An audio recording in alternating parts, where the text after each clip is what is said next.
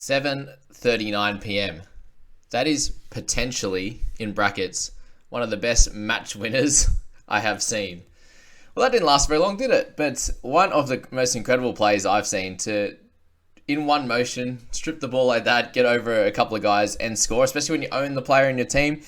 An amazing effort. And Roosters are terrible. My goodness. It was a tough watch, having three players in that game, especially at the start when that first half when nothing even close to went their way. They dropped every ball. They got bundled out of touch. They gave away penalties. It was disgusting. And thank goodness that the second half improved for one of our guys anyway, and that was Teddy. But the Dragons deserved to win that game. That was officially one of the better game winners I have seen. And for Sloan to get that try assist as well at the end, hopefully that gives him some confidence because he has been bad, unfortunately. So, Dragons get up over the Roosters. I missed out on that tip. I think a lot of people in my tipping comp grabbed them as a winner, which was not good. And then missed the second one as well, which, is going to happen. But Teddy, we thought this was a good chance of happening. He did have to turn it on all in the second half. He was at 15 at halftime and then got the try assist, couple of line breaks and 2 tries there. So that was a nice little audition for Origin, wasn't it? Just to get his slot, make sure he slots straight into that fullback position. He was never in doubt, but I think he needed a little bit of a boost himself, but also just to get the team on his back and try and help them win. Wow, what kind of changes are going to be after their bye in round 13? This will be their second bye, so they've had a bit of time in round 4 to try and sort things out for the squad, and it wasn't able to happen for them. And what are they going to do now? That's the big question that is going to be there. Obviously brought in B.Smith, so that wasn't very nice. But my main issue now is I was hoping that they would win because then his spot would be completely fine. He was their best player the 2 games before, so I think there's room to have one shocker, I'd say, especially with how much they love him, and thankfully for him not getting injured. But it's just a shocker overall. He got bundled into touch a couple of times. He dropped the ball in general. He missed tackles and gave away penalties, and just nothing was going their way, obviously, because they were playing so bad. So that's where he's at. We'll speak about him a little bit further, but we hope that he sticks in the squad and can get back to some decent scores, because he definitely has the potential. He's a big guy, big strong guy. Just Dragons came to play. That first 20 or so, they were in that fight. There was a lot going on in this game, really. Lots of back and forth. There was a headbutt. There's they were just trying to destroy each other for most of that game. So that was that. Teddy, as I said, we were hoping for a massive game from him, and he definitely needed it. That means, over the last 2 weeks now, he's averaging 49. So the 15 and the 83 gives him that average over those 2 weeks. So much better. And actually, I did the little calc. Since we bought him, he got that 37 in that first game that we bought him after he came back from the head knock. He's averaging 46 now with this 83. So it was definitely all doom and gloom before this week, and he does make some money now, which does make it a little bit easier, I would say, to trade him out. This 83, this was like a heroin effort. Heroin. Anyway, heroic effort this was in the second half to get him anywhere near this kind of score. And I think any other normal day, he has a good second half, he gets to 50. So I still think he's a trade out. Obviously, options with Walshy going a bit lower makes it a bit easier to trade Teddy up or go down to a Garrick or a Drinkwater or something like that, which will most likely be down just to drinking unless he goes nuts as well. Benny Hunt, a massive game from him. He did really, really well with his 78. He had 50 odd at halftime, which was...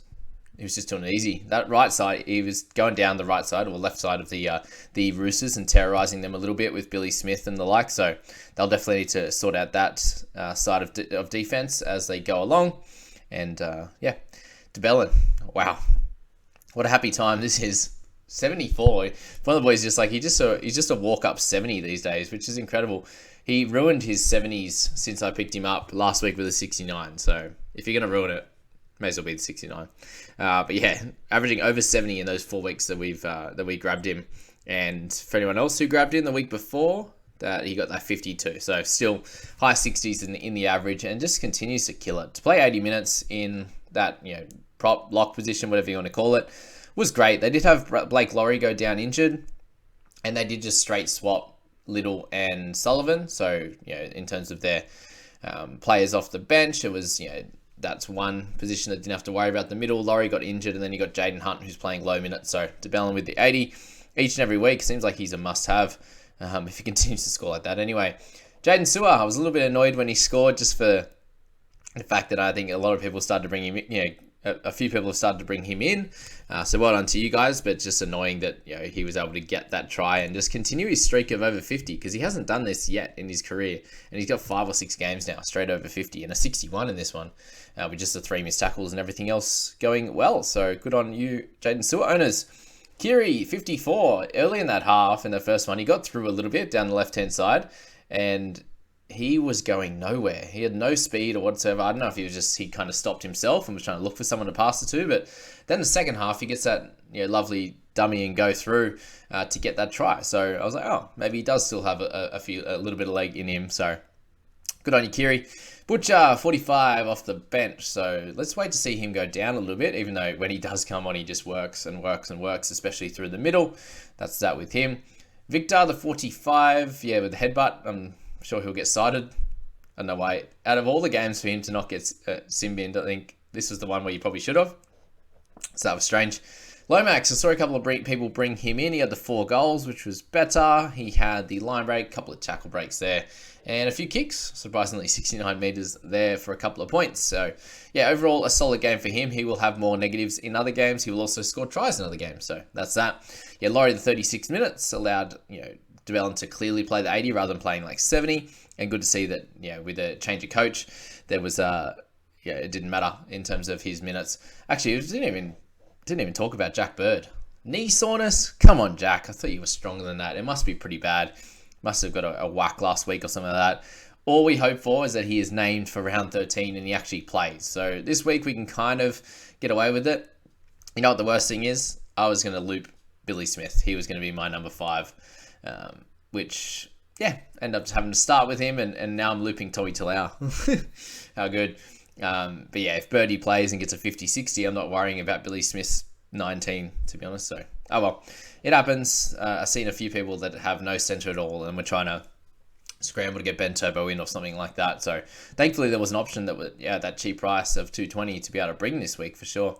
Egan Butcher back to a lower score in his time on the edge there. Nathan Brown, so they bring him back, and he played 54 minutes. So, pretty strange, but I think I was very happy with his effort. He put Teddy through one of those holes, so thank you, Nathan. And he brought impact, so exactly what they needed. A new face on that in that team anyway. Who else we got? Lindsay Collins, Ben Murdoch-Masila, the money man. 35, got the full 80 now with Jack Bird out. So, of course, Jack Bird goes out. Every other week I have Ben. Obviously, the last couple of weeks I removed on from him. And he picks up a 35. So, he got a line break in there. Good on him. Neg 12 up there, which wasn't great. Little, let's speak about him. So 54 minutes. The way they're playing Sullivan, it looks like it's just playing in at dummy half. So, obviously not his position, but back to kind of normally how they played him, which means Little is not going to get the 80. And 54 minutes is not enough. He got a try-saver in there and still only got 34. So not good at all. Hutcho, 30, kind of, was all right, to be honest. 2 penalties, 4 missed tackles. Didn't really do a lot. Obviously, the team just still looks bad, no matter who they throw out there. So that's that. The Turp Man, so 52 minutes for him, 29 points. He's going to be very interesting because it sounds like Brandon Smith has a broken hand. He's going to be out 4 to 6 weeks, so check that out from NRL Physio. He is a walking injury at the moment, Brandon Smith. Ugh. Couchman, 25, so if you're still owning him, it looks like he will likely play next week anyway. So along with Ben Murdoch-Masila, if you own any of them, you can have them as another scoring player in your starting 13.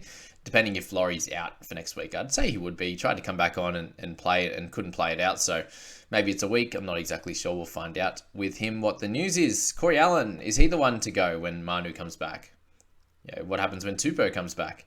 There's a lot here. And sort of Billy Smith has a little bit of a worry, obviously. But they do have Swilly and also Jackson Barlow there, who Barlow hasn't had a great game, to be honest, in sort of 6 weeks now. He was great at the start. And then, nothing since, so, not good.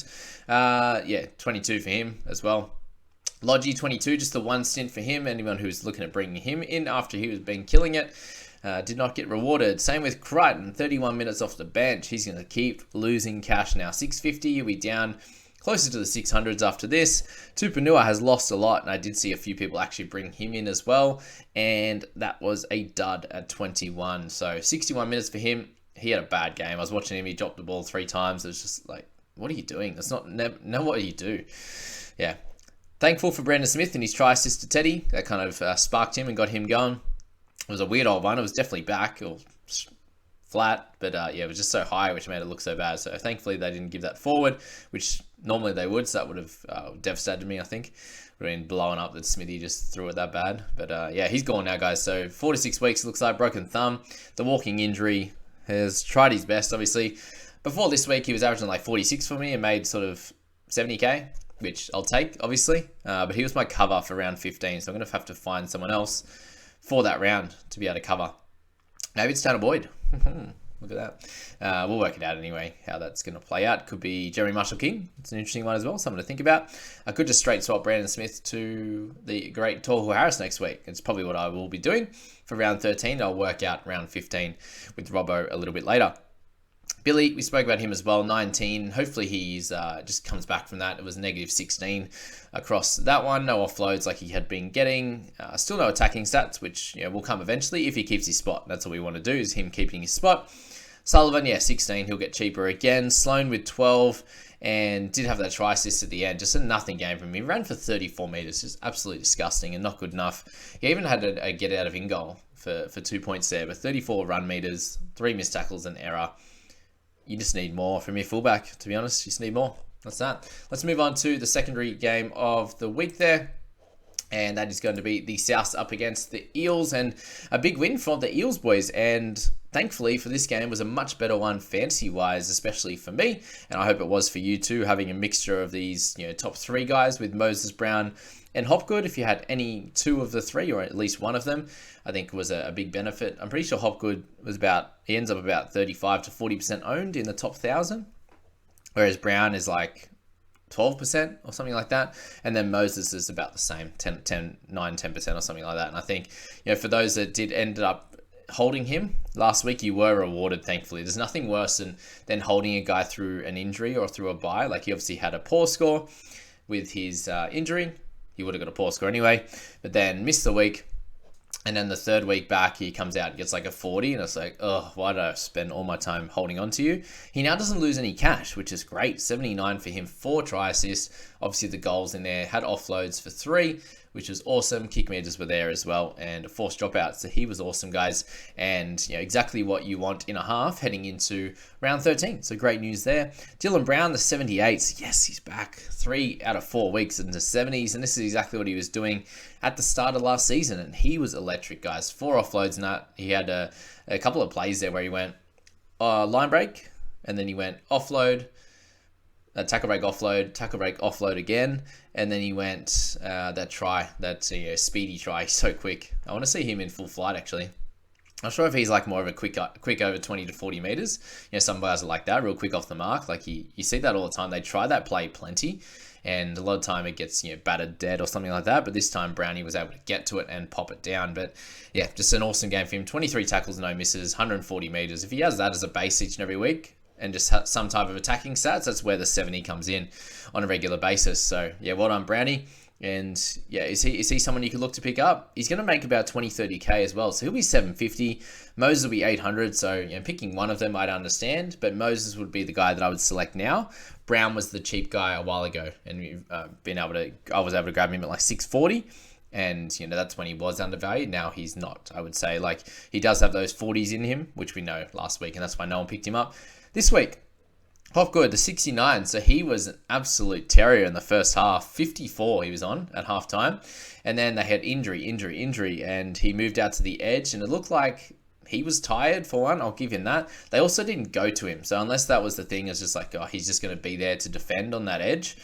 And just use the bigger boys through the middle who have played lesser minutes. The guys that played 30, 40, 50 minutes. They all did a great job, by the way. I was very impressed with Greg, with Makatoa, with Ogden. Those guys through the middle, and obviously Junior Barlow there, who played huge minutes, all did a cracking job. So Hopgood, didn't really get too much on the edge, and obviously that's where some missed tackles come from. The tiredness, the edge position where he defends. Hopefully he doesn't make Origin, because if he makes Origin, that kills our teams, but it also kills the Eels, because they now have Madison, who's going to be out. It looks like a 3 to 6 week injury, potentially a moderate calf injury, the way that he was walking off, or he couldn't weight bear, which NL Physio says is not good signs and heads more towards a moderate rather than a lighter calf issue.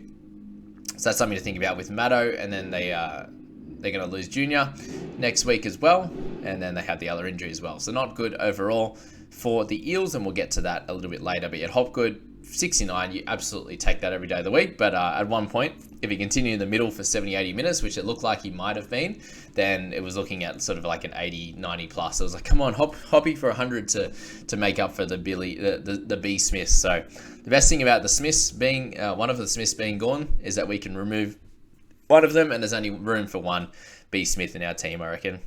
Might be none. Room for none, to be honest with you. The Billy Smith one, let's obviously talk about that because it was a bit of a gamble, and we know that he has plenty of low scores in his arsenal, and it was a risk. But the big thing with Billy is that he was the best player in a poor team 2 weeks in a row and scored great without tries. So just seeing that, the upside is there. If he's able to do that, some games you might be able to not do as well like that, but score a try or something like that and get you a 50-60. So there was upside in terms of money-making potential and upside in terms of scoring. So that was the theory with Billy. It definitely didn't come without risk, but it's exactly what you were looking for, is that upside. And the 19 will come, but as long as he keeps that spot, and the 40 or 50 will come over the next few weeks. Cody Walker, since we spoke about him a long time ago, has been like, he's getting pretty cheap. And seemed to be playing a lot better this year and getting involved on both sides of the ruck, and that worked out again for him. 3 try assists. They're just got it on a string, don't they? Didn't work out as well in this game, and they'll dust themselves off and come back and play a lot better. They also haven't had a bye yet, so they've had some tough clashes and big wins. And that Tigers clash last week was a tough one, a tight tussle, and the Eels came to play. So it was always going to happen at one point where they do lose a game like this to a decent team, and this was the week. So I wouldn't say much about that. Looked like Latrell was a bit out of it all game. He copped a few knocks early and just wasn't really in it. Obviously, his team didn't allow him to get involved as much either. With the Eels playing well, with the go forward not exactly there for the Bunnies. It just kind of happened that way.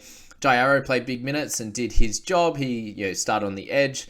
Hosty came out when there was an injury, so Arrow moved to the middle and played big minutes through there. So there's a lot going on in that one as well, with a few injuries for the South there, with Hamaselli going off early with HIA and these types of things there.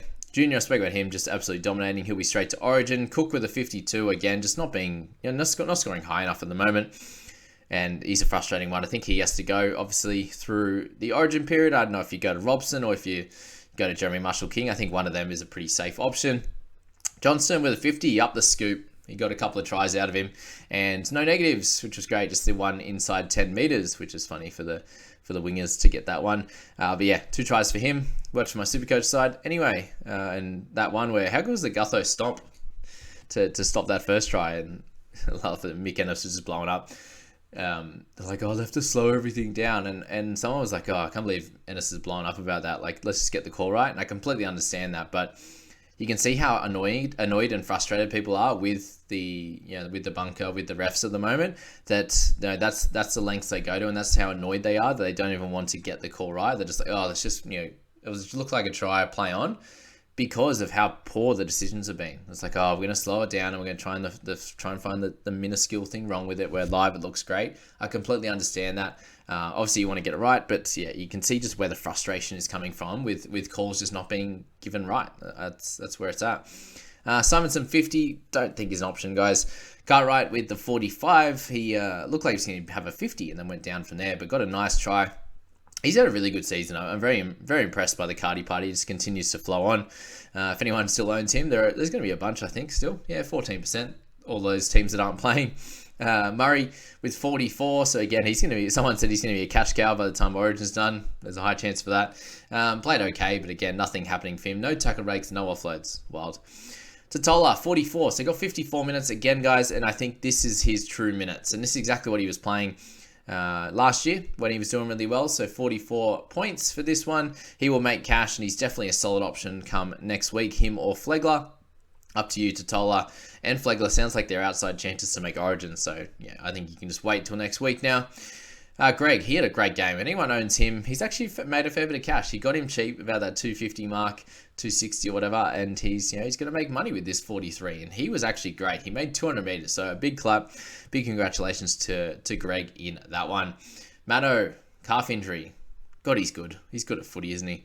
But yeah, 39 in 38 minutes. He came on fairly early in this one when they lost their first man, and when they lost Davey, that's what I was like, they lost someone. So Davey will be out next week as well. So they need another edge. And it'll be Murchie. It'll be the welcome back of Matt Dury, one of those boys. So yeah, Matto went down early in the second half, unfortunately. And he was doing really well. But hopefully that's probably just not going to matter, is it? You can't really hold him, can you? Even if it's 3 weeks. I was going to say hopefully it's 2 or 3 weeks, but I don't even think that's going to matter. Matter, son. You're going to have to move him on. Makatoa, 39 for him. He had a great game as well. This is what we saw a lot from him last year and just hasn't been the case. They don't rate him this year. Penasini, 38 with a try and a line break. That's frustrating, to be honest with you. People are looking at trading him in this week, and I know a lot of people are looking to trade him out. And yeah, I'm very glad in the end again that I'll say it again that I picked up Brown instead of Penasini. That's worked out better. But obviously getting 38 from Penasini would have been better than Smith's 19 if I had him over Bird.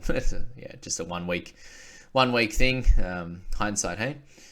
Sele with 31, so he still played 46 minutes with his head knock, and you would have, with 46 minutes, you're hoping for about a 40, and it just didn't happen. If you played him, still got 31. Not the worst, but not the best. Graham with 35, if you do own him, it may be, if he makes Origin, which he should, he's such a gun. I think it might be time to move him on for one of those other centres, but he's been very serviceable, just because he's going to miss 4 games at least over that time, and if he gets injury or head knock or something in Origin, that's where this is going to be a little bit of an issue. Funny thing, last night it was like, who was it? Oh, when Cook went down with his neck issue, and people like the first initial thing was like, no, be fine, don't be a Cat 1, because then he'll be out for Origin. I actually calculated it as 12 days from yesterday to Origin 1. So anyone who plays today will be on that borderline, and then tomorrow will be 10 days, and that's just game over, basically. They wouldn't make Origin if they got Cat 1. So that's wild. And the big thing is, for those that do get a head knock in Origin, they could miss the next 2 games and then have to be right to play. And then the next game basically would be Origin. So it's actually crazy how that rule's going to play out. And I hope it doesn't affect too many people in many ways. Latrell, 23 for him. He had, as I said, just wasn't as involved. Had 4 missed tackles in this one. He looked a bit soft trying to make that tackle in that early in that first half, that first try, I believe, to, who was it? Down the wing? Right wing? Can't remember. But yeah, missed tackle anyway for that. And yeah, not great. So unfortunately, got low score here, low score 2 weeks ago. Did get a good one, 3 weeks ago, and did get a good one 2 weeks ago. But yeah, he's going to be one, I think, to move on.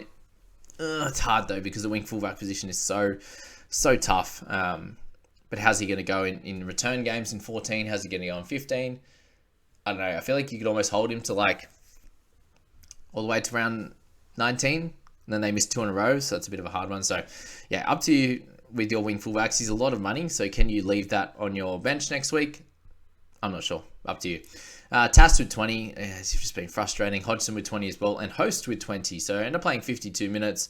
Came on early. And then had a little bit of a stint at the end. But 31 meters gained, 19 tackles. Good on you, Jacob Ghost. So that stops his money making, which is annoying. So that 20. And then off the bench, yeah. Should be back next week, obviously, with Murray out and these and Cook and stuff like that. But yeah, not good overall. Hansy, 9 in 27 minutes. Liam Knight, 19. He had a shocker. Actually, didn't he? A couple of penalties at just terrible times. Got one of those penalties with dissent as well. Gutho with 19. Everyone was looking at him, and I think a couple of people asked me. I tried to push you away just because, a 43 average in this type of team. Yes, it's going to be helpful for the buys, but you're going to have to trade him out at the end, and a 19 tonight. Ugh. Bit better than Teddy last week anyway. And then you've got Davey with the 3. Unfortunate for him. Cat 1, he'll be out next week. So if you traded him in for a little bit of cash grab this week, and then decent score plus Origin as a player next week, it didn't work out. So very frustrating, and that shows that how tough the NRL fantasy game is. And please try not to let it affect you too much. I know I do a little bit myself. obviously it's something, it's part of my job now to do all right and everything like that. But for you guys, I know a lot of people are letting it really affect their weekends, and look, it will a little bit, and it should. Like, you care, obviously, yeah, it should affect you a little bit, but don't let it get you too much, because this stuff, you can't help this stuff. Like, it's a good decision to bring Davey in. He should have made 100k. He's going to be a player through all of those buys for you, and then he just gets smashed like that. So very frustrating, very annoying, but I wish you all the luck heading into the Saturday games and the Sunday ones. We've got 5 left. Good luck, guys.